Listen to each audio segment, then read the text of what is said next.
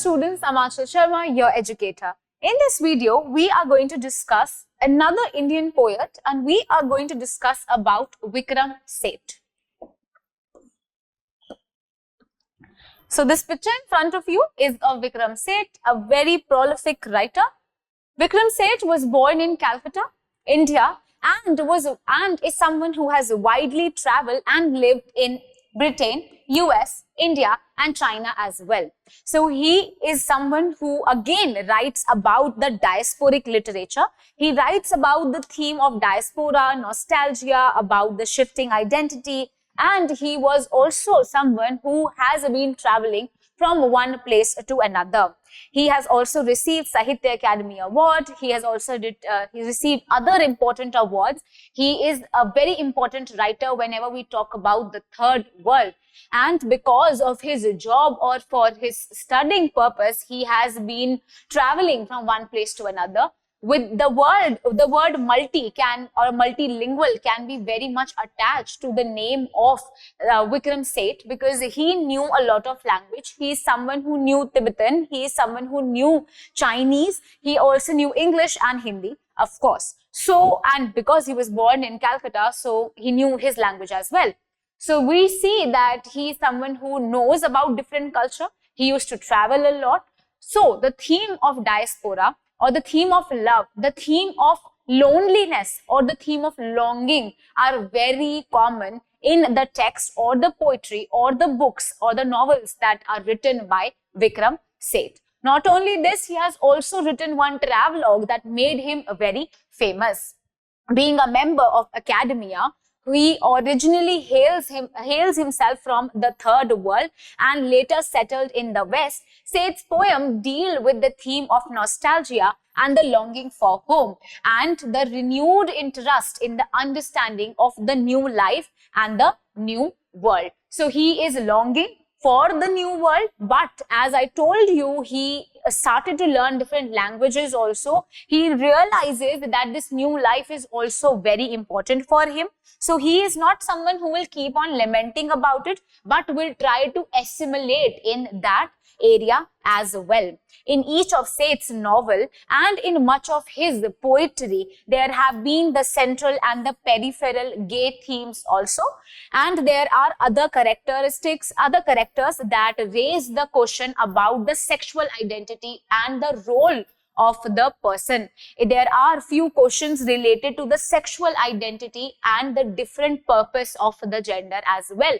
So you'll find that there are different themes that are touched by Vikram Seth, a very important writer, a very important member of this academic world. He is someone who is hailed from this third world, who later settled in the West. Seth is someone who writes about the theme of nostalgia, longing of home, love, and there you'll find the theme of sexuality. And at the peripheral, you'll always find that the theme of the gay theme is also very important, and he talks about the sexual identity and the role of that in the sexual politics. It is also seen in the different works. So he won several awards like Padma Shri, Sahitya Academy Award. We have other awards like the W.H. Smith Literary Award and the Crossworld Book Award, and other awards are also given to him. One of the most important one is Sahitya Academy, that was given to his book The Golden Gate, and it was very famous. It was this book only that made him so famous. Of course, he is not only remembered for his poetry, but different novels also that are very important whenever we think about Vikram Seth. So Vikram Seth's collection of poetry such as Mappings, The Beastly Tales are notable collections to the Indian English language poetry canon. So there are so many poetry collections that are written by him. Mapping and The Beastly Tales are very important. The first book of his poems, Mapping, is very important. Why? Because it was also published by the Writers' Workshop in Calcutta. It was originally published by the Writers Workshop in Calcutta. Who is someone who started the Writers Workshop? We discussed this in the previous video. We discussed that it is P. Lal, who was the founder of the Writers Workshop. All of these writers came together and write about the different problems that were going on. They wrote about the post-independence and the problems that we face. They write about the different culture. They write about different ethnicity, about loneliness, about the formation of our country. They write about nationalism. These are the few things that are dealt, and all of the poetry are very notably contributing to the Indian English language poetry canon, right? Let us move forward. So this picture in front of you is the first page of the poetry collection mapping. It is the first poetry collection as well. There are other poetry collections. So he came into prominence with his next poetry collection, that is The Humble Administrator's Garden, in 1985, for which he was awarded the Commonwealth Poetry Prize for Asia as well. So he has written first of all mappings, and then he has written another poetry collection, and it is called as The Humble Administrator's Garden. Here he is praising the beauty. Now what is very important about Vikram Seth is that he was very inspired by the different places he traveled, and he's very awestruck by the nature also. He is someone who reads a lot of metaphysical poetry. And he's one very important fact about Vikram Seth is that as he used to travel between different places, so he used to go from one place to another, and he used to travel both in UK as well as in India. And when he was in UK, he bought or purchased the house of George Herbert, and he reinvented it and stayed in that house only. So it's a question from your net paper only, that who is the writer who stayed in George Herbert's house? So it is Vikram Seth. He stayed in that house. He was very inspired. And why is Herbert so famous? Herbert is famous. He is an Anglican poet, and he is famous for his metaphysical qualities. He is writing about the nature, and you will see that this text, this poetry collection, The Humble Administrator's Garden, is also talking about the different trees that are present and the different or the beauty that is there in the administrator's garden. In the whole collection, whatever poems are present there, all of it are talking about or praising the beauty that are there. Love for beauty are few themes that are seen. So love for beauty is the theme in all the poetry that are present in the poetry collection, The Humble Administrator's Garden. Also, one more important fact that I want you to add, there are 3 sections in the poetry collection. These 3 sections are denoted by three trees that are there, and it is very symbolic. So we have the Wutong. So we have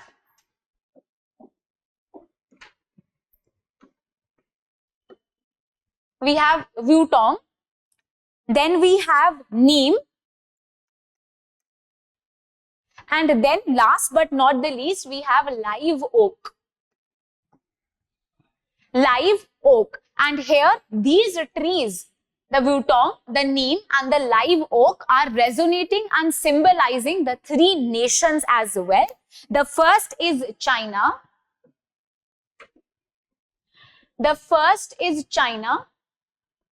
Then we have India, and the last is for California. Right? So these 3 trees are symbolizing and resonating with the 3 countries that he used to visit. So he's talking about the beauty in China, and he is symbolizing with the tree named Wutong.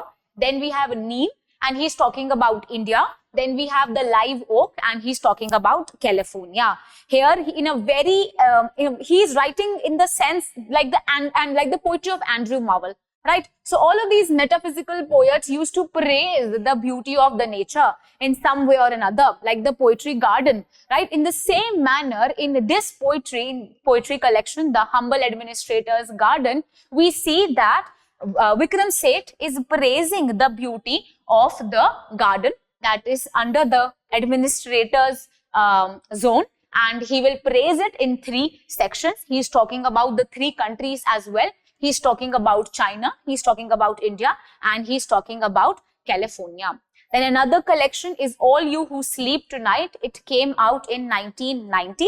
And then we have Summer Reliquum, the books of poem. And it is also seen, it was also a very famous collection, and it came out in 2015. Then in a poetry title, or in a poem titled To a Fellow Traveler, we see that he seems to anticipate the criticism that he may be facing by the world. So in this poem, To a Fellow Traveler, he is writing about the loneliness he is facing, or about the lack of acceptance that he faces, or maybe the fear of criticism that he is facing at that point of time. In a world where there are so much porous boundaries available, it is very difficult to hold on to a very essentialized notion of the self and identity.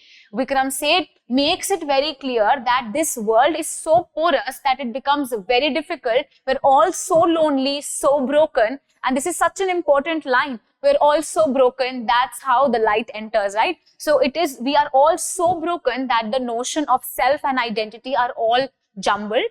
The identity, like the language, culture, seem to be in a continuous flux. There is a longing for home in the poetry of Seth, although it is something that he has been accustomed and he's writing freely about it. So in this poem, Home Thoughts from the Bay, he is writing about the different thoughts that he has about writing, also about accumulation, about assimilation that he has gracefully attracted, and gracefully he has been accustomed to all of those things. So he's writing about his own identity, about his own translocation, transcultural boundaries. He's writing about language, culture, etc.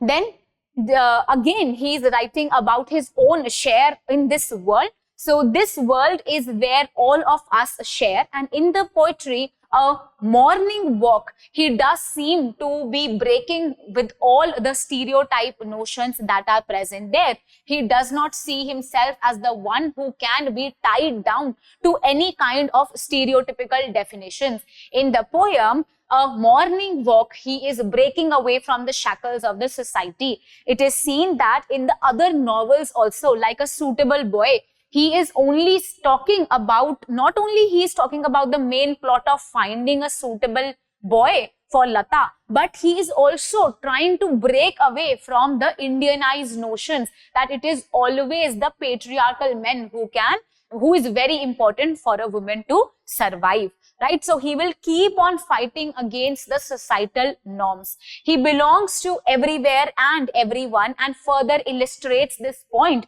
in the poetry Panipat. He also remembers the beautiful taste of mango. That is how he remembers his own homeland, that he used to eat mangoes. He is now hit by memories and he is feeling nostalgic in the poem Panipat.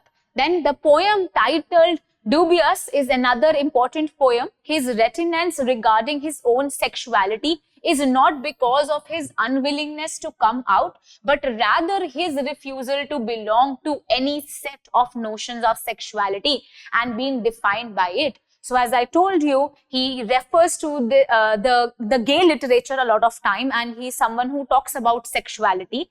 He is not talking about sexuality so much because he is uncomfortable in his own skin. He is not accepting himself. But this reticence is because he is doing away with the shackles of the society. He does not want to compartmentalize himself in any kind of sexuality. So I would read again in the poem titled Dubious. His reticence regarding his sexuality is not because of his unwillingness to come out and talk about his gayness, but because he does not want to confine to any notions of sexuality and does not want to be defined by it. In Guest, another poem, Seth's poem, here he talks about love that we carry inside ourselves. So Seth's poem of love carry within them an unmistakable tinge of longing and separation, and maybe the fact that homosexuality in India was a criminal offense. when most of the poems were written, has something to do with it, along with the realization that it is looked upon as aberration and an abnormality by many in India. So in the poem A Guest as well, he himself feels as a guest in his own homeland. Why? Because they do not accept him as they are. In India, there is still no acceptance when it comes to these kinds of things.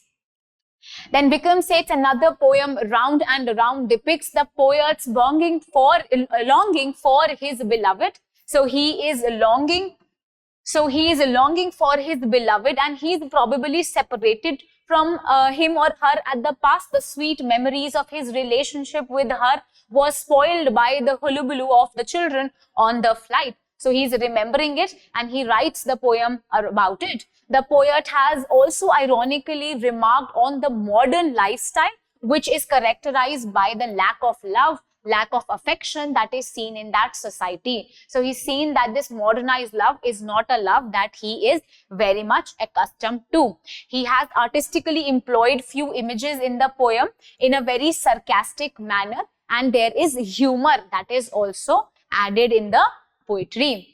All You Who Sleep Tonight is another collection that came out in around 1990 by Vikram Seth.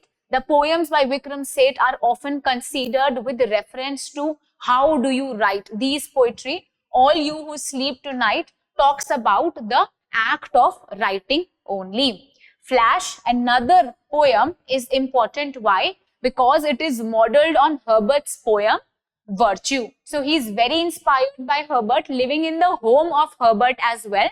You should remember, this is PYQ also, that it was Herbert in whose home Vikram Seth was living. He purchased the home and started to live in it. In there you see that there are various images of mortality, the day that will fall and the person who will die, right? So this Flash poem is modeled on the poem by Herbert called as Virtue.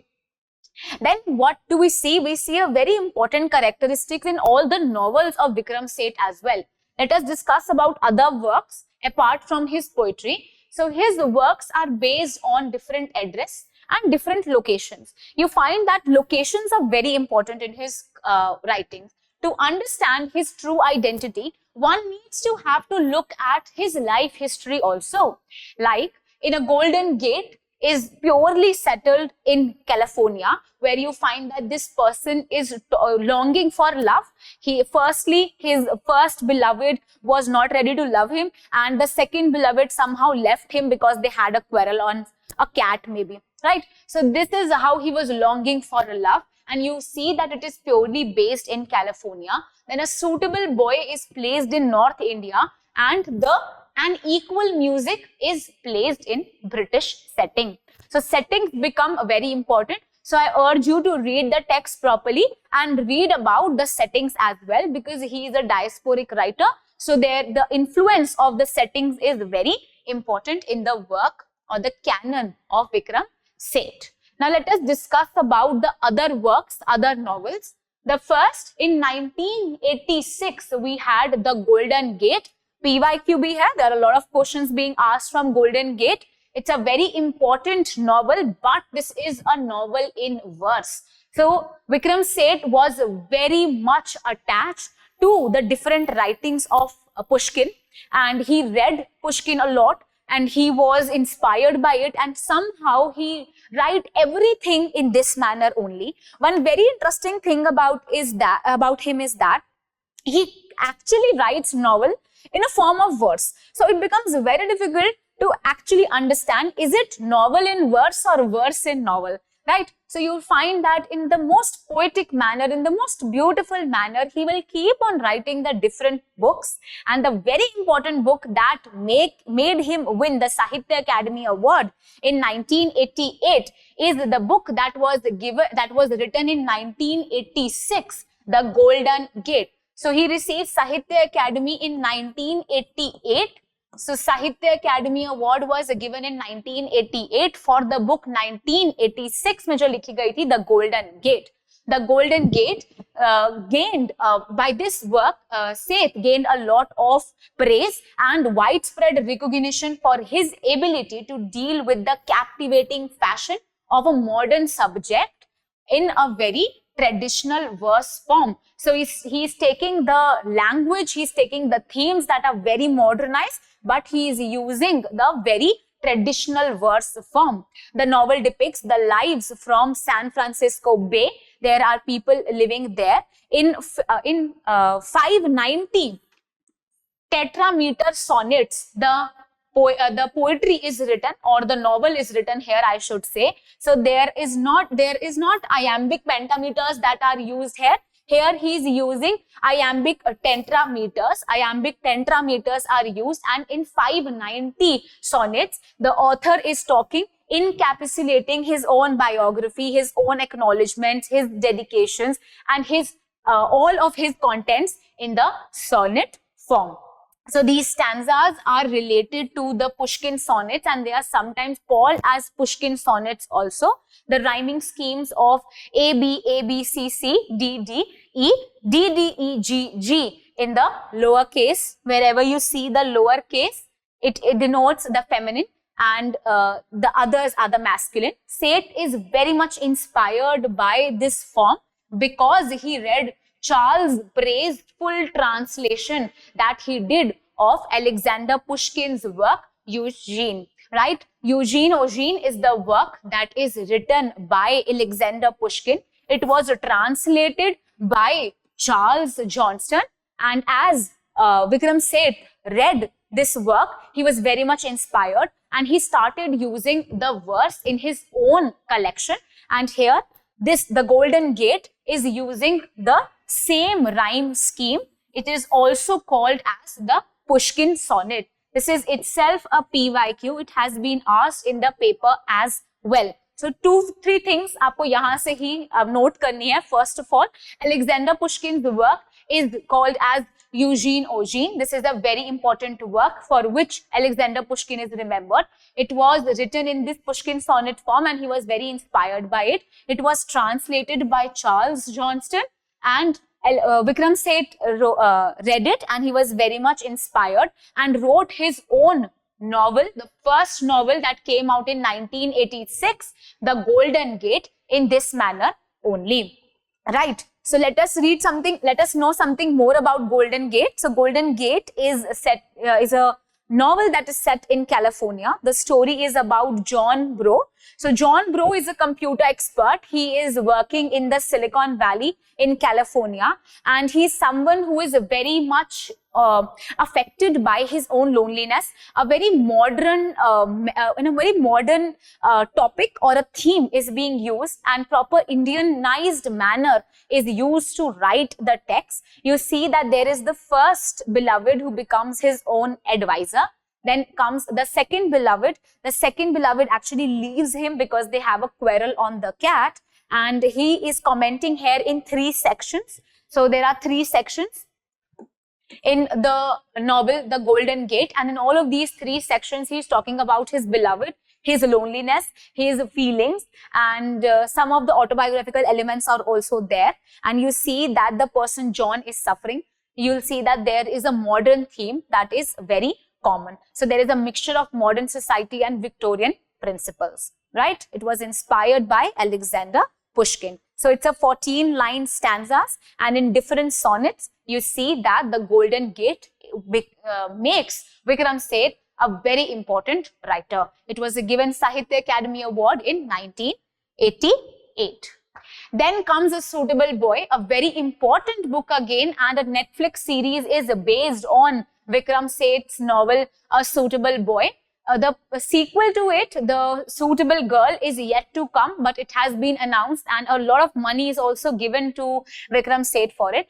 Now, this novel is very important again. The novel has a lot of themes. People think that this is just a simple novel of a girl getting married to a man and the mother finding a suitable boy. But there are so many other underlying themes that are associated with it. The publication of A Suitable Boy, you see that the whole novel is seen in 1349 pages, propelled Seth to come into public limelight.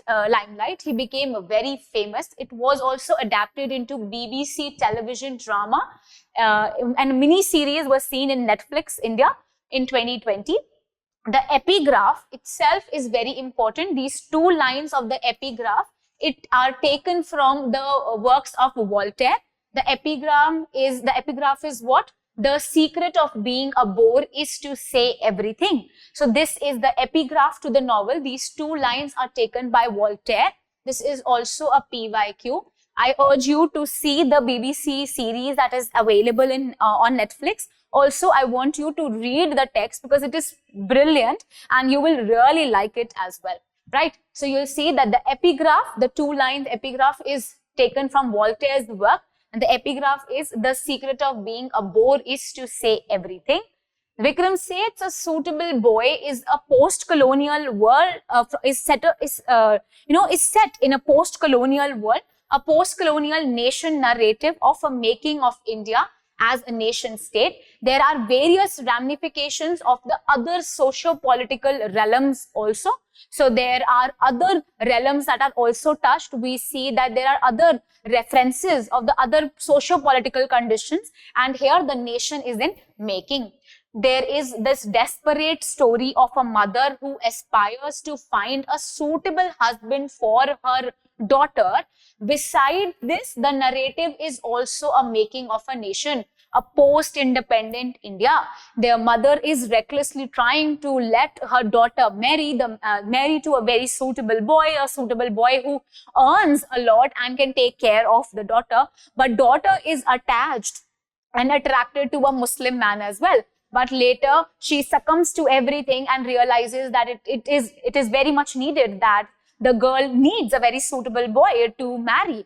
And here we remember Pride and Prejudice, right? And the opening lines of all of these things, all of the novels become important here. The novel is the example of a good tradition of arranged marriage in India. In Indian arranged marriage, the ceremony is the institution of all the rituals, customs, and religious practices. In the Indian society, marriage is not merely between two people, but it is also between two societies or the two families. So that is why the institution of marriage is taken to the pedestal, and we see that he is also punning and making a critique on the different institutions like marriage and different rituals in marriage. And Miss Mehra, you see, is here in search of a boy for Lata as the spiritual base. Also, Mr. Mahesh Kapoor is in search of his political base, and the Nawab is in search of his feudal stability. So it's a novel not only talking about a suitable boy that Lata needs, but it also talks about the other underlying areas of politics as well as the feudal stability that are because of the independence period, the things were in total havoc, right? Let us move forward. Then we have an equal music.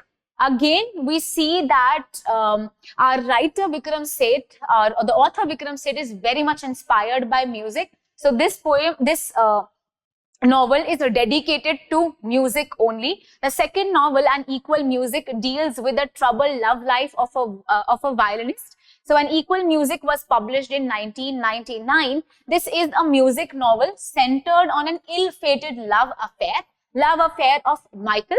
So the story is about Michael Holm and he is a very self-tortured protagonist. Michael is sensitive and emotional character in the whole novel, and he is mourning for his life and for his love, Julia, a woman who deserted him in Vienna about 10 years ago. And Michael's story is that he is now routinely teaching somewhere, and in his daily routine he somehow sees a fleeting image of Julia, and in the whole novel he's just searching for Julia. The search for Julia, their meeting, their impacts are all woven into the larger themes, right? So this novel is also important. Then we have Two Lives. Two Lives is another novel. It was published in 2005. It is a memoir of the marriage of the great uncle and aunt of Vikram Seth only. So it's a memoir. He's writing about the real experiences. Two Lies focuses on the love story between Seth's uncle and aunt. So the Shanti Behari Seth and his German Jewish great aunt, who is called as the Herel Gerda Caro. So they have been known. So they are known to Seth as Uncle Shanti and Auntie Henny. The book is divided into 5 separate parts, and each part is following different period of the family history. So you will see that in this personal anecdotal manners, you will find that there are family interviews, letters of different couples, there are different places, different photographs and different illustrations. He will use all of it, and the memoir is written called as The Two Lives. Then very important, a travel book is also written by Vikram Seth. Vikram Seth has written a travel book, is itself a PYQ. They have asked that From Heaven and Lake travels through Sinkai and Tibet, that came out in 1983 is what? So it's a travel book. It's also a PYQ.